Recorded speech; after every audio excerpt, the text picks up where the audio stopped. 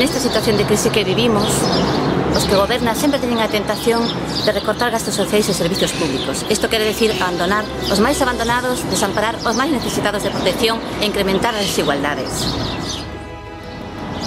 O BNG comprometeuse sempre e comprométese agora máis que nunca en reforzar os servicios públicos, atender os máis necesitados, promover a igualdade de oportunidades.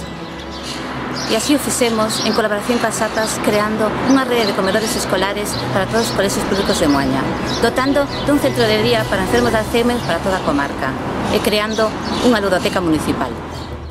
Nos próximos meses abriremos a primeira gardería municipal de Moaña.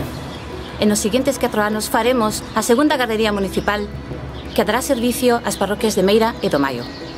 Cumpriremos coa gran demanda dos veciños e veciñas coa creación dun novo centro de saúde que cubra todas as necesidades médicas do noso concello. Xestionaremos un centro de día que permita cuidar dignamente a nosas persoas maiores.